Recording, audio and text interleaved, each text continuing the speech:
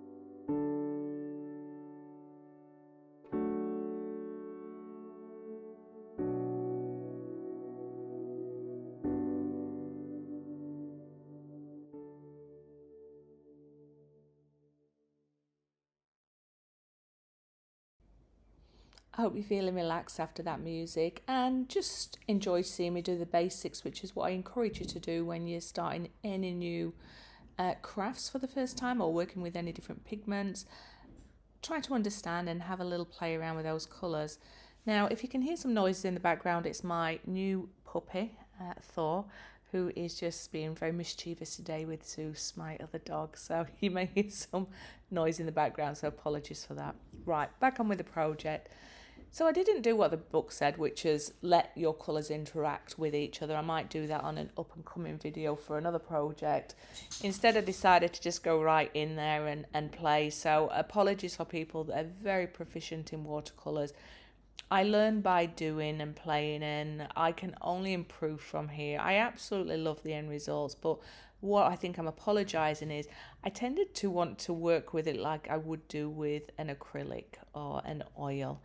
And when I first applied the sky, that was me trying to understand. And I know that I think what I've taken away is you work from light and graduate to dark. And when I put the sky on, or what was going to be the sky and the clouds, because it wasn't responding how I thought it was going to do originally, I was just playing backwards and forwards until I decided what I wanted to create. I know I wanted to have a continuation of the winter sky, but how it was going to come together I wasn't too sure.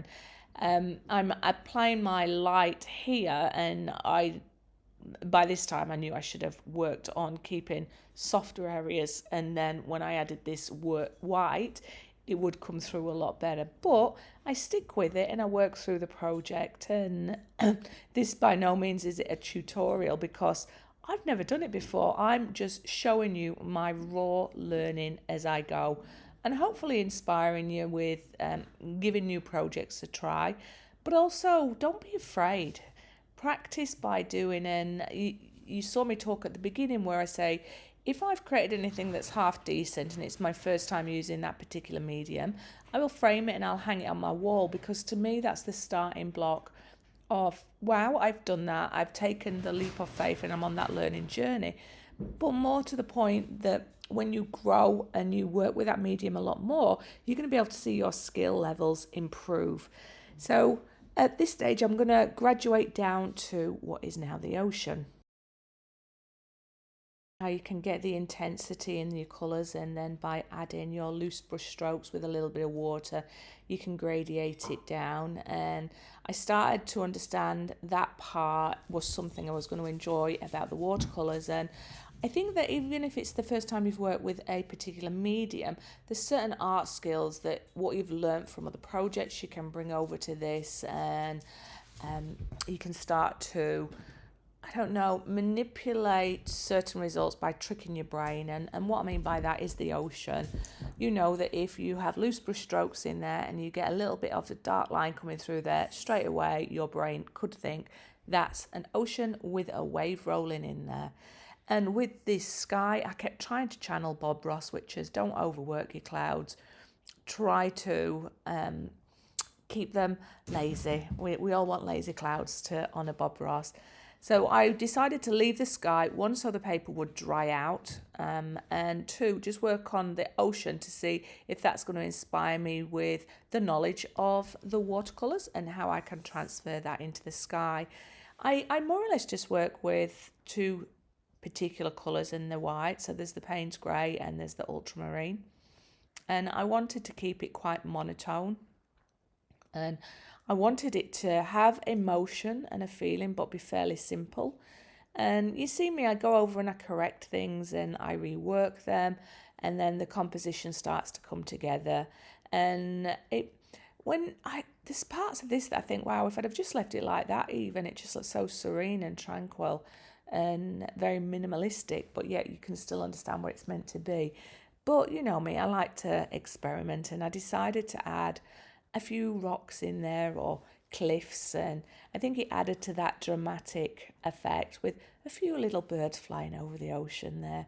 The hardest part was to think, how do I get the foam in there or get the clouds?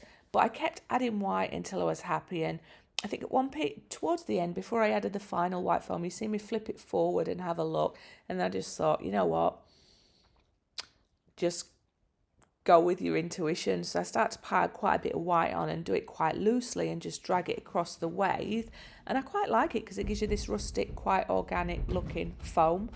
And I experimented a little bit with trying to get little bits of that ocean towards the foreground, looking a little bit more realistic, and I didn't enjoy what I'd done there, so I wipe it back out. And I think that's the joy of this to some degree. Add a little bit of water, dab it away with a cloth or blend it through and let it dry, and you can keep going back and work in different areas, similar to acrylics while certain areas dry.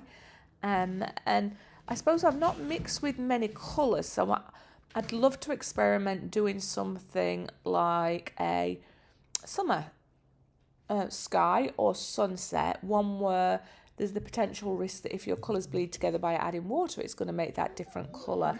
Now, they did give you this masking fluid, which I didn't need for this one, but I do want to come back and use it and give it a go. And I've noticed that a lot of people, and I don't know if it's meant to be that way, and until I read my book, I'm not too sure, will outline. You can hear the dogs having a play. Sorry, it's kind of cute, but they're right at the side of me. We'll draw on the image to have a little bit more control or purpose what they're going in. So I'm going to let the dogs calm down and put a bit of Sharon's Dodgy FM on. I hope you're enjoying the process. I hope you're understanding what it is I'm trying to achieve and what's going through my mind. And yeah, I was just having fun. And let me know if you've used Artful. Let me know any projects you've worked on with watercolours or any hot tips you'd like to share for the art community, because I know I'd really value that. But if you are enjoying this video, thumbs up. If you're not already a member, consider subscribing. And if you are to share my work or write comments, that helps me, the artist. Anyway, I will put some of Sharon's Dodgy FM on.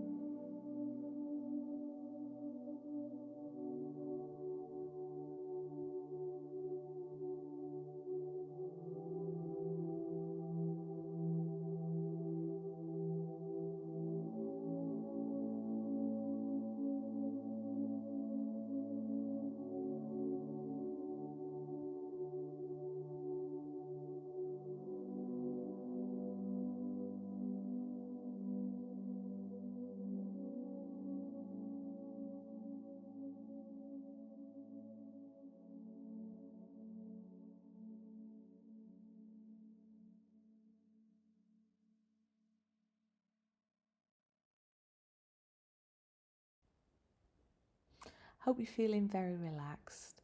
You can see me now starting to work on the detail and bringing in a little bit more depth to help with those illusions of distance, and part of that is to make the horizon line where the ocean is, I like to make them dark at either side and lighter in the middle, and it just helps with that illusion that the earth is round. Hello Zeus, you're breathing very heavy there, mate. And starting to accentuate where those rolling waves are happening, and you'll see me start to finalize the detail on the ocean. I'll move back to the clouds and I'll start to work on the depth with the sky, and a lot of that is integrating I want a bit of the white clouds in there, but to start with, you see I come in and I make it dark again, and I didn't like it dark, so I come in with water, dilute it, blend it through, and then start to add some white into there. And along the way, any mistakes that I made that I couldn't live with or work with, just got a little bit of water and blended it out as much as you can. But I think that it definitely looks like an ocean at this stage, and I like my 3 birds flying off into the distance. And I don't know why I didn't do it all the way to the end, my sky and the edges. I don't know. I don't know whether I've just been influenced by seeing other people's watercolours where it's you can tell that there's no defined edge and it bleeds in from it. I don't know whether I've just made that up in my own head, but that's what it was for this one, and I'll carry on doing my research and see what's the aesthetically pleasing rules for watercolours. There probably isn't any. You probably just do whatever feels right for you, and I would imagine that you can have oil, watercolour just like oils that looks super realistic and has a lot of depth. But I think that's all I'm working at the minute, is letting areas dry, come back, work on the tones, trying to help it look 3D. And other than that, oh, see, made a real big mistake there. I had a slip of the hand. So I'm going to come in, apply water, remove as much of it as I can, and then work with what I've got. It did make that area of water a little bit darker, which I would have liked it to have stayed a little bit lighter in that space, but that's the joys of watercolours. If in doubt, water it out. It's my new mantra. Anyway, I don't think there's anything more I can say to this piece, because as I say, it's not a instructional one, it's just how I'm doing my process. I hope watching it in real time is actually helping you understand how long a piece can take, or my methods of just working it until I'm happy and correcting it and changing it. And you could go back after days and continue tweaking it, but my focus at the minute is the sky. I do believe I end up with some nice depth in there, but let me know your thoughts. Anyway, I'm Sharon, I'm digressing. Make sure you come back and see some other little projects that I experiment with that I've not used on my channel yet. And if you do have any recommendations or requests, or you'd like to see me try something with watercolours, let me know. Anyway, until then, I'll see you on the next video, and relax to the remaining Sharon's Dodgy FM. Bye bye and keep safe.